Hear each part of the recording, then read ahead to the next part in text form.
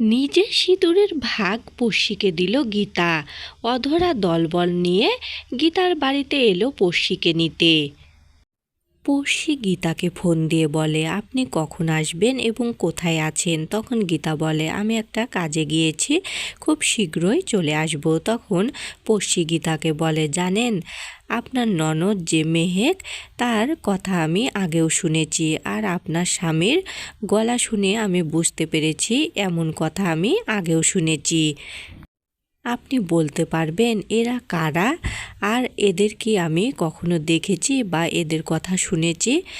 তখন গীতা বলে, আপনি এসব ভাবনা ভাববেন না। আপনি কয়দিনের অতিথি, এ বাড়িতে এসেছেন, আবার কয়দিন পর চলে যাবেন। আপনি সাবধানে থাকবেন, কারণ আপনার স্বামী আমাদের বাড়িতে আপনাকে নিতে আসতে পারে। তখন পড়শি বলে, আমি কিছুতেই ওর সঙ্গে যাব না। তখন পুলিশ অফিসার বলে, অগ্নিকন্যা, আপনাকে খুব সাবধানে থাকতে হবে, কারণ ওরা খুব চালাক, যে কোনো মুহূর্তে কিছু একটা করে দিতে পারে। তখন গীতা বলে, আমি জানি ওরা অনেক চালাক, আমি যদি খুব একটা ভুল না হই তাহলে ওরা আজকে আমার বাড়িতে হামলা করতে পারে, পড়শিকে নিতে আসতে পারে। আর ওরা যদি একবার পড়শিকে নিয়ে যায় তাহলে মিনুর মতো ওর অবস্থা করবে। মিনুর তো লাশটা পাওয়া গিয়েছে, কিন্তু ওর লাশটাও পাওয়া যাবে না। অন্যদিকে পড়শিকে সাজানোর জন্য আয়নার সামনে নিয়ে আসা হয়। তখন পড়শি বুঝতে পারে তাকে আয়নার সামনে নিয়ে আসা হয়েছে। পড়শি বলে, আমি তো চোখে দেখতে পারি না, তাহলে আয়নার সামনে এসে আমি কি করব? তখন মেহেক বলে, আমার ভুল হয়ে গিয়েছে, কারণ এখানে সাজগোজের জিনিস আছে। তখন পড়শি বলে, আমি তেমন সাজি না, বিয়ের জন্য ওরা আমাকে সাজিয়ে দিয়েছিল। তখন মেহেক বলে, সিঁদুর তো অন্তত তোমাকে পরতে হবে। তখন পড়শি বলে, আমার কি করা উচিত? আমি কি সিঁদুরটা পরব? যারা আমার সাথে এত বড় অন্যায় করলো, তার নামে কি আমার সিঁদুর পরা উচিত? এ বলে পড়শি কান্না করতে থাকে। ঠিক সে সময়ে সেখানে গীতা চলে আসে আর বলে, তোমার সিঁদুর পরা উচিত, আর আমি তোমাকে সিঁদুরটা পরিয়ে দিচ্ছি। পড়শি বলে, আমি সিঁদুর কোথায় পাবো? তখন গীতা বলে, এই যে আমার সিঁদুরটা তোমাকে পরিয়ে দিচ্ছি। এরপর গীতা পড়শিকে বলে, আমাকে তুমি সিঁদুর পরিয়ে দিবে না? তখন পড়শি গীতাকে সিঁদুর পরিয়ে দেয়, আর ঠিক সে মুহূর্তে সেখানে চলে আসে স্বস্তিক। স্বস্তিক এসে মেহেক বলে ডাকে। তখন পড়শি বলে, আপনার স্বামীর গলাটা আমার খুব চেনা চেনা মনে হয়, আর আপনার এই ননদটা খুব মিষ্টি, ওর গলাটাও আমার খুব পরিচিত মনে হয়, আর আপনাকেও আমার চেনা চেনা লাগে। এর আগে কি আপনাদের কোথাও আমি দেখেছি বা আপনাদের কণ্ঠস্বর শুনেছি? পড়শির কথাগুলো গীতা এড়িয়ে যায়, আর পড়শি তখন বলে যে, আপনি আমার কথাগুলো এড়িয়ে যাচ্ছেন, আর মিনু হত্যার বিচার কি হবে না? আমি কি মিনু হত্যার বিচার পাবো না?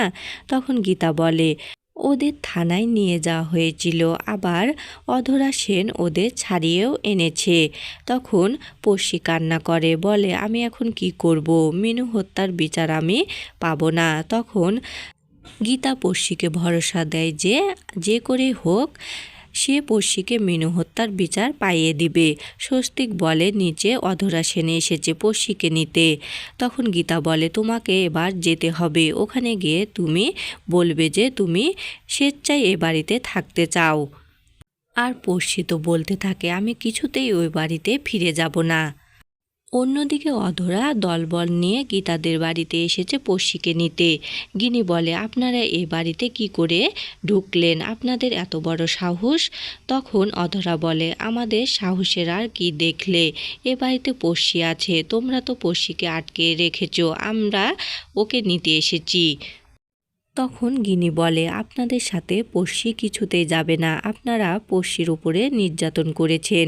এই নির্যাতনের কথা শুনে অধরা বলে, আমাদের বাড়ির বউয়ের উপরে আমরা যা খুশি তাই করব, আপনাদের কি? আপনারা তাড়াতাড়ি পড়শিকে বের করে দিন, না হলে আপনাদের বিরুদ্ধে আমি আইনি ব্যবস্থা নিতে বাধ্য হব। আর এই অধরা সেনার পাওয়ার তো আপনি জানেনই না।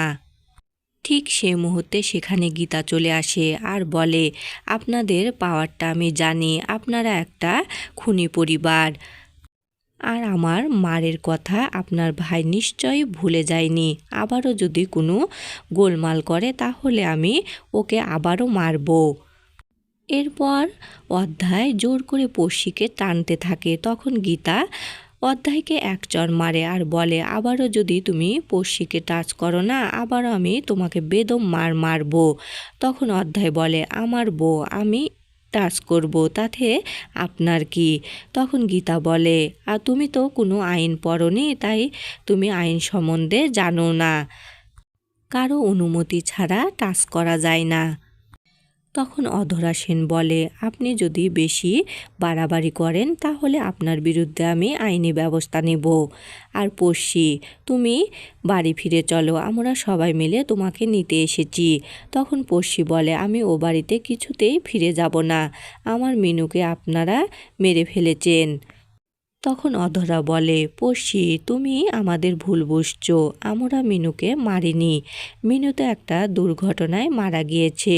তখন পড়শি বলে, কিছুতেই মিনু দুর্ঘটনায় মারা যায়নি, আমি শুনেছি আপনার ভাই আর ওর বন্ধুরা মিলে মিনুকে মেরে ফেলেছে।